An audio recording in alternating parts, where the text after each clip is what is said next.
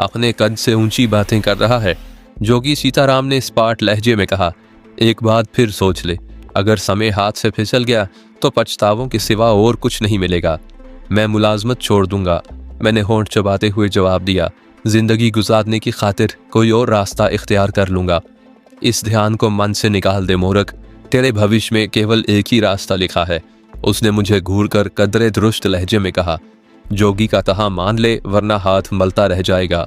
नहीं, मैंने फैसला कुन लहजे में कहा। मैं आंख बंद करके फैसला करने का आदी नहीं हूं। तो फिर खुली आंख से अपना अंजाम भी देख लेना। उसकी आंखों से शोले लपकने लगे। आज तू धर्म कर्म की बातें कर रहा है, लेकिन कल वही होगा जो देवी देवताओं को मंजूर है। तेरी ईमानदारी धरी की धरी रह जाएगी। तेरा धर्म भ्रष्ट होने में भी देर नहीं लगेगी। सुन रहा है मूर्ख, मैं क्या कह रहा हूं?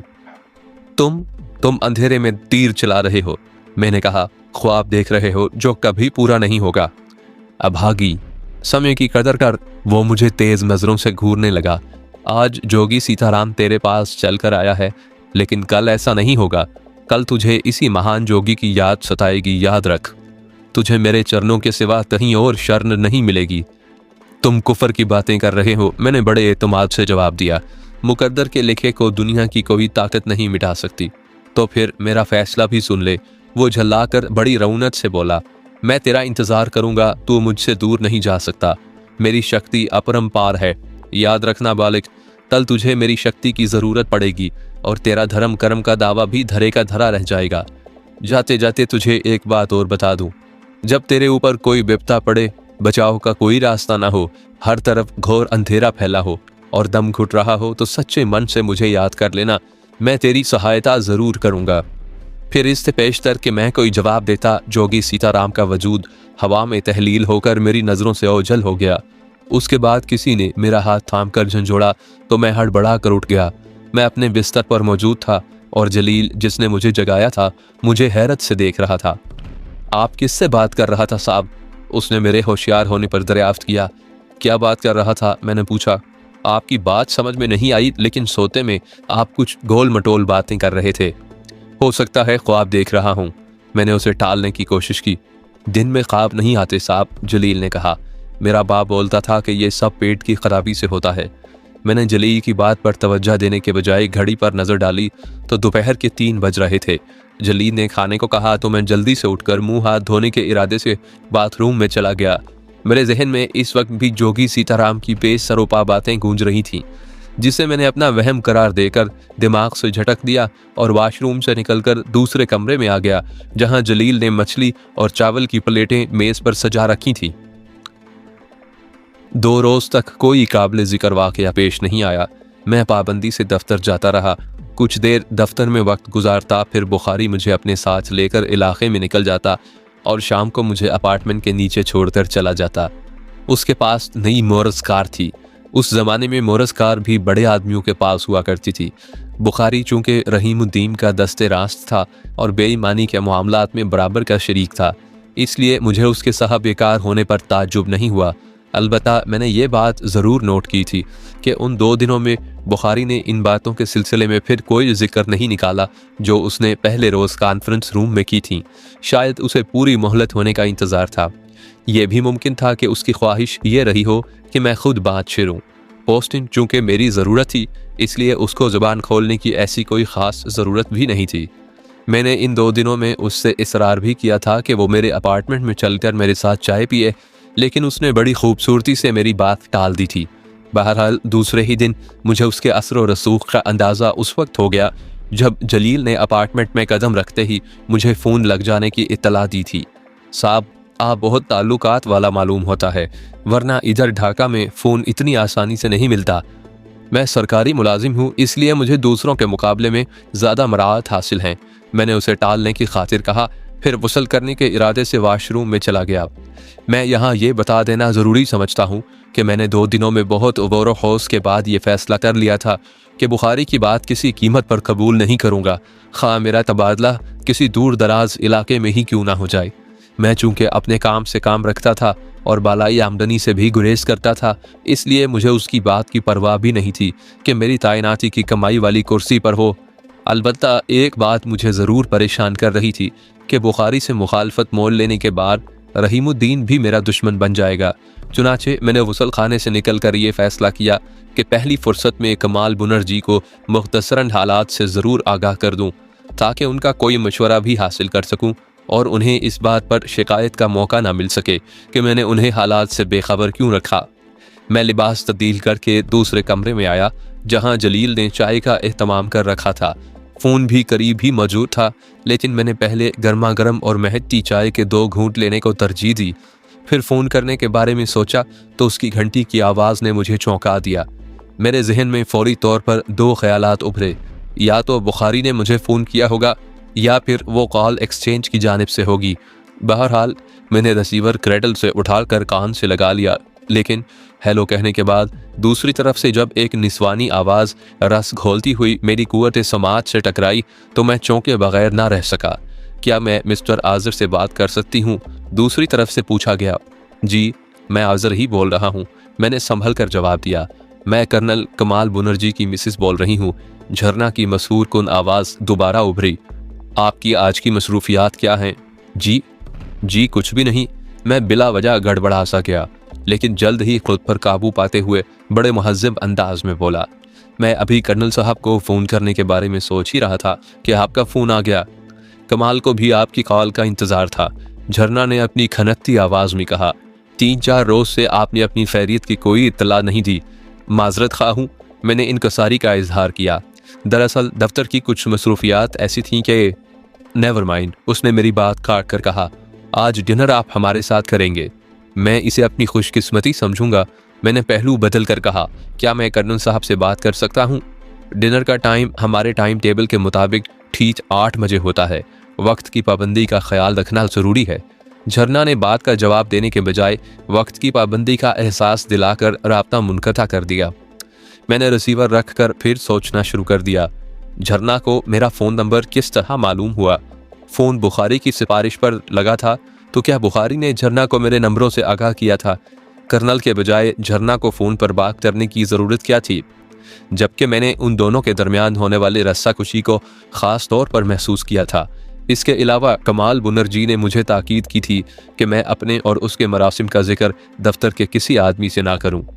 तो क्या खुद कर्नल को भी इस बात का इल्म नहीं था कि बुखारी और झरना एक दूसरे से वाकिफ़ हैं? मेरा जहन उलझ रहा था जब फ़ोन की घंटी दोबारा बजी। इस बार दूसरी जानिब से बुखारी की आवाज़ सुनाई दी। फ़ोन मुबारक हो, उसके लहजे में बड़ाई का एहसास झलक रहा था। मैं आपके ताल्लुक़ का कायल हो गया, मैंने संभल कर कहा। फ़ोन की सहूलत फराहम करने का बहुत बहुत शुक्रिया। तुमने अभी बुखारी को पहचाना नहीं, उसने फिर मवरूर अंदाज इख्तियार किया। एक बार मुझसे पूरी तरह वाकिफ़ हो जाओगे तो फिर तमाम ज़िंदगी किसी दूसरी तरफ नज़र उठाने की गलती नहीं करोगे। मैंने कोई जवाब नहीं दिया। तुम्हें किसी और ने भी फ़ोन किया था? बुखारी के अगले सवाल पर मैं चौंका। उसका लबो लहजा चुगली खा रहा था कि उसे झरना का इल्म हो चुका है। गोया मेरा अंदाज़ा गलत नहीं था। झरना और बुखारी एक दूसरे से ज़रूर वाकिफ़ थे। ना होते तो बुखारी को ख़ास तौर पर वो सवाल करने की ज़रूरत कभी पेश ना आती। मैं अभी जहनी जिम्नास्टिक करने में मसरूफ़ था कि बुखारी ने चुभते हुए लहजे में कहा, मैं महसूस कर सकता हूँ कि इस वक्त तुम्हारे दिलो दिमाग में क्या खलबली मची होगी, लेकिन मेरा ख्याल है कि तुम बिला वजह हैरान हो रहे हो। मैं तुम्हारी मुश्किल हल किए देता हूँ। झरना कमाल को तुम्हारा नंबर मैंने ही दिया था। तुम उसे किस तरह जानते हो? मैंने गैर इख्तियारी तौर पर पूछ लिया। सिर्फ मैं ही नहीं, ऑफिसर्स क्लब में आने वाले आधे से ज़्यादा मेंबरान झरना को बहुत करीब से जानते हैं। इस बार बुखारी का लहजा मायनी फेस था। क्या तुम उसे देखकर उसके रखरखाव से मुतासिर नहीं हुए थे? मेरी उसकी मुलाकात इत्तफाकिया हुई थी। मैंने खुद पर काबू पाते हुए कुछ सोच कर जवाब दिया। पटना से रवाना होते वक्त मेरे एक बुजुर्ग ने कमाल बुनर्जी के नाम एक खत दिया था। मैं उसी सिलसिले में रिटायर्ड कर्नल की कोठी पर गया था। हमारी मुलाकात का वक्फा 10-15 मिनट से ज़्यादा नहीं था। फिर उस वक्त जब मैं रुखसत हो रहा था तो मिसिस कमाल आ गई थी। हमारा तारुफ रस्मी तौर पर हुआ, फिर मैं वापस आ गया था। क्या तुम उसे मिसिस कमाल कहना पसंद करोगे? क्या मतलब? मैं कसमसा कर रह गया। तुमने उन दोनों की उम्रों का फ़र्क ज़्यादा महसूस नहीं किया या जानबूझकर मासूम बनने की कोशिश कर रहे हो? बुखारी ने बेतकल्लुफ़ी का इजहार किया। इस किस्म की बेजोड़ शादियां हमारे माशरे में कोई अनोखी बात तो नहीं। मैंने संजीदगी बरकरार रखी। इसके अलावा और क्या कहा जा सकता है? झरना ने शायद तुम्हें डिनर पर बुलाया है। बुखारी ने फिर मुझे हैरान करना चाहा। हाँ, मैंने लापरवाही से कहा। कर्नल शायद अपने दोस्त के सिलसिले में मुझसे कुछ गुफ्तगू करना चाहता होगा। मुमकिन है, तुम दुरुस्त कह रहे हो, लेकिन मैं तुम्हें एक बार फिर मशवरा दूंगा कि कर्नल से दफ्तरी मामूलात के बारे में कोई बात करने की गलती न करना। हो सके तो कर्नल की कोठी से भी दूर दूर ही रहना। कोई खास वजह? मैंने पूछा। बुखारी का तहकमाना अंदाज मुझे पसंद नहीं आया था। बॉस कर्नल का नाम सुनना पसंद नहीं करता। बुखारी ने संजीदगी से बात जारी रखी। मैं तफसील नहीं जानता, लेकिन तुम्हें सिर्फ इतना बता सकता हूँ कि बॉस और कर्नल के दरमियान कोई पुरानी दुश्मनी है। तुमको अगर मेरी बात पर एतमाद ना हो तो बराह रास्त कर्नल से तस्दीक कर लेना। मैं कोई जवाब देना चाहता था, लेकिन बुखारी ने अपना जुमला मुकम्मल करके लाइन काट दी। मैंने चाय का घूंट लेकर बुखारी के जुमलों पर गौर करना शुरू किया तो मुझे उसकी बातों में वज़न महसूस हुआ। झरना और कमाल बुनर्जी की उम्रों में जो फ़र्क था वो कोई अंधा भी टटोल कर महसूस कर सकता था। ऐसी सूरत में झरना का अपने लिए दूसरे मौके तलाश करना कोई ताज्जुब फेज़ बात नहीं थी। वो जवान थी, खूबसूरत थी, उसे भी दूसरों की तरह तफरीहात में दिलचस्पी लेने का हक हासिल था। ऑफिसर्स क्लब में जाकर वो तन्हा तो वक्त नहीं गुजार सकती थी। उसके 2-4 वाकिफ़कार भी ज़रूर होंगे। उन वाकिफ़कारों की वजह से रकीबों की तादाद भी बढ़ गई होगी, लेकिन इसका मतलब ये हरगिज़ नहीं हो सकता था कि वो बद किरदार भी होगी। लेकिन इन तमाम बातों के बावजूद एक सवाल बहरहाल मेरे जहन में बार बार कलबला रहा था कि उम्रों के वाज़िया फ़र्क के बावजूद वो कौन सी ऐसी मजबूरी दरपेश थी जिसने उन दोनों को एक दूसरे को कबूल करने पर मजबूर कर दिया था। चाय पीने के बाद मैं अपार्टमेंट से निकलकर बाहर आ गया। ढाका का मौसम आमतौर पर अंगड़ाइयाँ लेता रहता है। अभी धूप निकली हुई है कि अचानक बादलों की टुकड़ियाँ घिर कर आईं और मूसलाधार बारिश शुरू हो गई। मुकामी लोग इसके आदी थे और लुत्फ अंदोज भी होते थे, मगर मेरे लिए धूप छाँव का वो खेल नया था। बहरहाल उस वक्त मौसम निखरा निखरा था। बाजार में काफ़ी चहल भी थी। मैं महज कुछ देर टहलने के इरादे से निकला था। बाजार से 2-1 चीज़ें यूं ही खरीद लीं, फिर तकरीबन 1 घंटा तक चहलकदमी करने के बाद वापस लौट रहा था कि अचानक एक मोड़ पर सरोज से मुठभेड़ हो गई। मुझे जिस रोज़ से बुखारी के साथ अटैच किया गया था, सरोज के रवैये में नुमायां तब्दीली आ गई थी। वो मुझसे ना जाने क्यों खिंचा खिंचा रहने लगा था। मैं उसका जिक्र पहले भी कर चुका हूँ। चुनाचे मेरा ख्याल था कि इस वक्त भी वो मुझसे कतरा कर गुजर जाएगा, लेकिन वो मेरे सलाम का जवाब देने के बाद गर्मजोशी से हाथ मिलाकर बोला, आप यहाँ कहाँ? करीब ही एक अपार्टमेंट में रहता हूँ, मैंने उसे पता बताते हुए कहा। इस वक्त यूं ही ज़रा घूम फिर कर बाजार का जायज़ा ले रहा था।